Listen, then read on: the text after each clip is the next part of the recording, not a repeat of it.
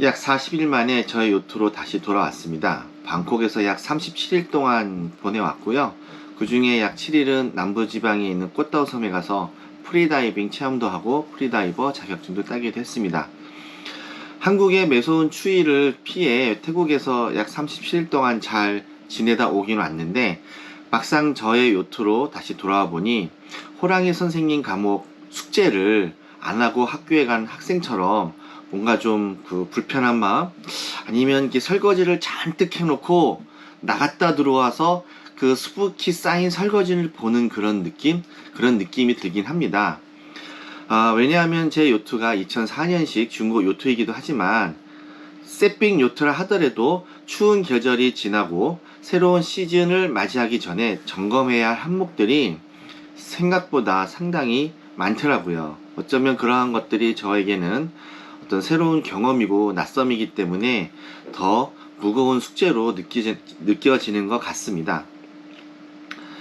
그 생각만 해도 머리가 아픈데 막연하게 정비를 시작하기 전에 무엇을 어떤 순위로 해야 될지 생각을 해보기로 했습니다.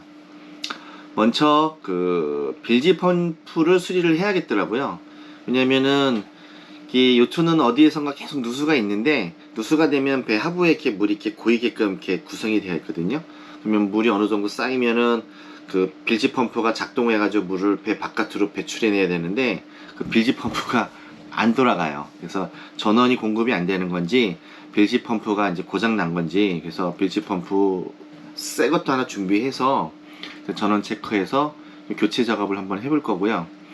그 다음에 엔진 배기엘부 쪽 가스켓이 오래돼 가지고 그 일정 기간이 지나면 산화가 돼 가지고 가스켓에 이게 누수 현상이 된다고 인터넷에 나와 있더라고요. 그래서 그쪽 부위에서 좀 엔진 구동 시에 좀 매연이 좀 새 가지고 그 매연이 이게 배 실내 쪽으로 유입이 되더라고요.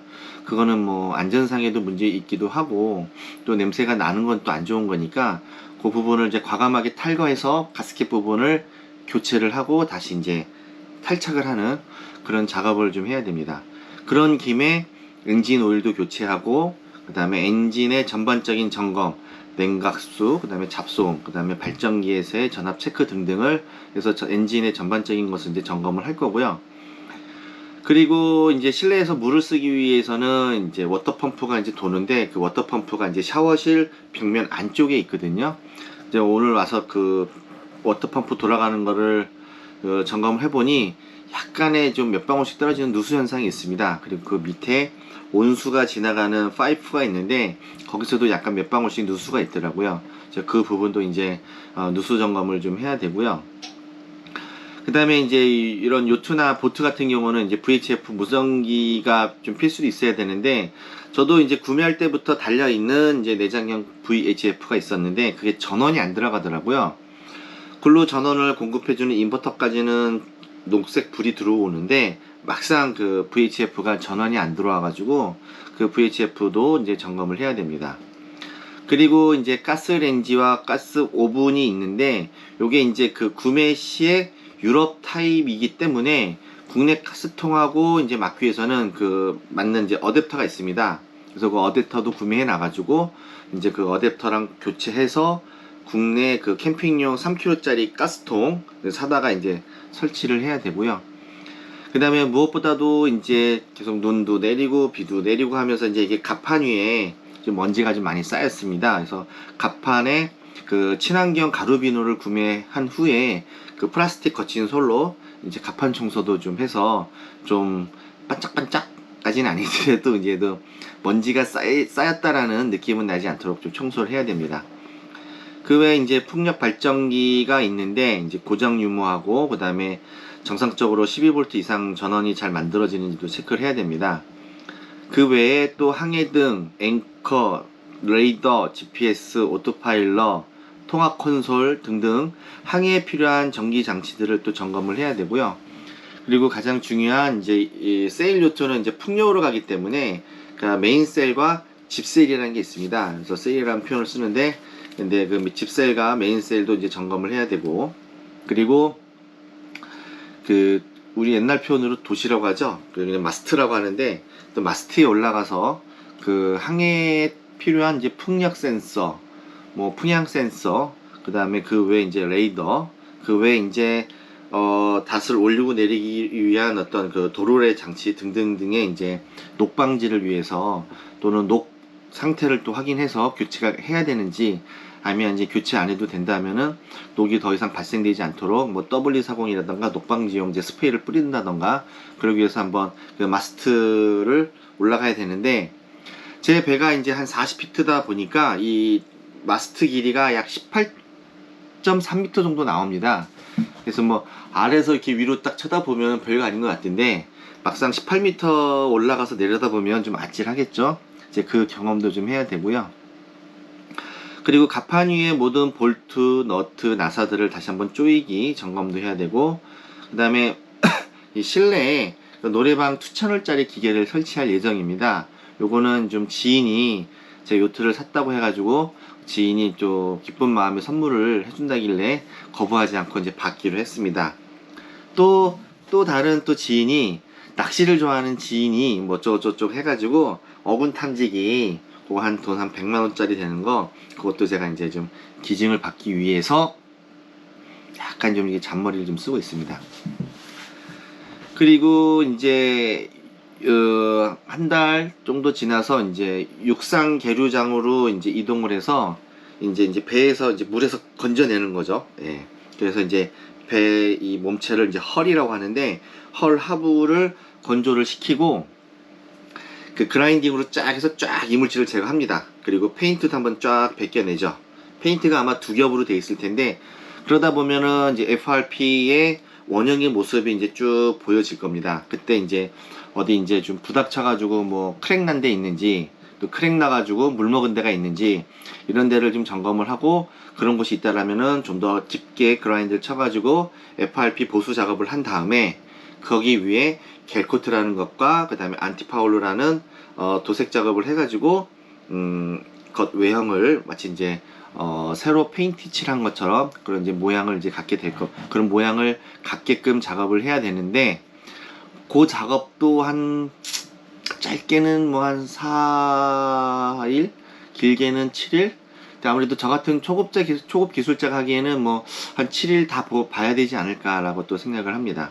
그래서 이제 선체, 그러니까 헐의 하부를 그라인딩하고 겔코트라는 그 선방용 페인트를 붙이고, 그 다음에 이물질이 붙게끔 방지시키는 안티파울러라는 또 페인트 칠을 하고 나서 한번 이제 광택 작업을 한번 할 겁니다. 그러면 누가 봐도 좀 아주 새 차는 아니지만은 막 광택을 낸 자동차처럼 좀 번쩍이지 않을까, 뭐 그렇게 이제 기대를 해봅니다. 이제 그 작업이 딱 끝나면 이제 바다로 딱 내리는 진수식을 할 거고, 그때 제 배에 광개토라는 그 네임 스티커를 배 왼쪽 오른쪽에 붙일 거고, 그리고 배의 깃발, 좀 배가 이제 이거 좀 깃발이 좀 옆으로 했는데, 하나 둘 셋, 다리가 3개 달린 새, 예, 3조거를 제 배의 깃발로 제가 상징적으로 이제 제작을 했습니다. 그래서 이 깃발도 배 저 높은 곳에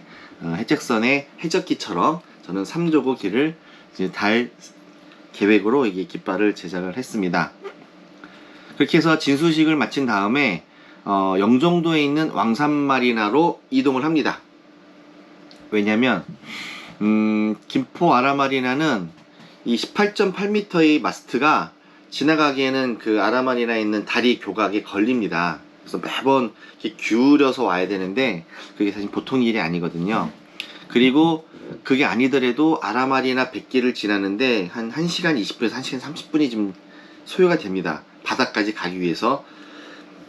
실컷 바다 뱃놀이로 즐기러 왔는데 아라뱃길을 가는 동안에 그 지루함에 지칠 수가 있거든요. 근데 영종도에 있는 왕산마리나는 계류장을 벗어나면 바로 서해안이기 때문에 바로 이제 그 서해안에 액티비티를 할 수 있습니다. 뭐 바로 뭐 낚시를 한다던가 어떤 선물을 향해서 바로 이제 방향을 잡고 이제 뭐 항해를 한다던가. 그래서 왕산마리나가 좀 그런 메리트가 있습니다. 근데 좀 단점은 좀 계류비가 좀 비싸긴 하더라고요. 그래서 계류비가 비싸더라도 어쨌든 좀 시작은 거기서 이제 그 서해안 투어를 이제 시작을 하려고 합니다.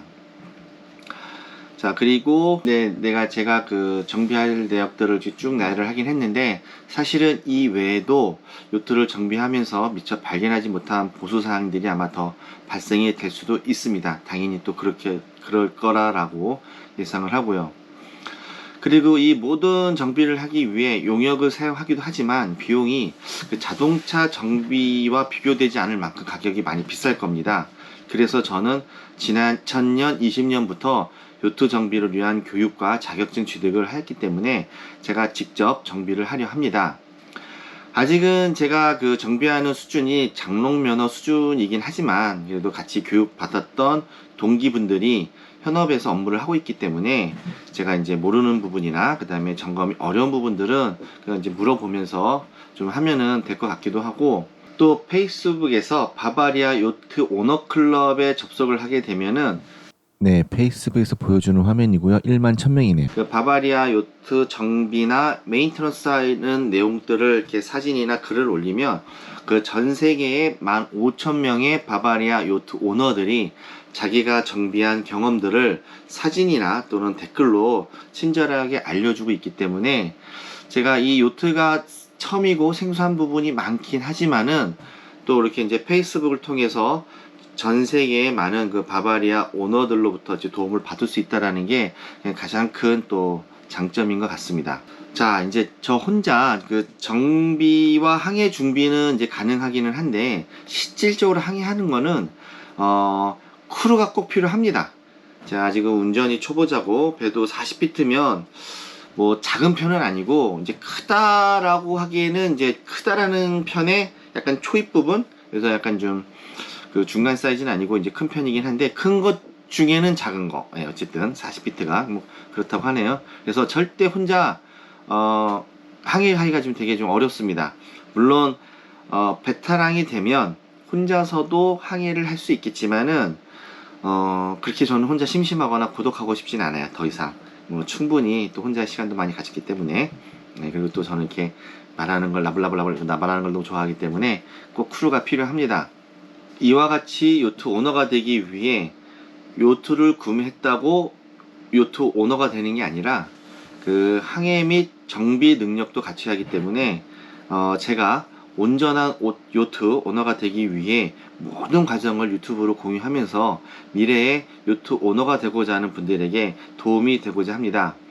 또한 요트 오너 되기 클럽 마린 밴드를 오픈하였고, 네, 제가 만든 밴드 네임은 클럽 마린입니다.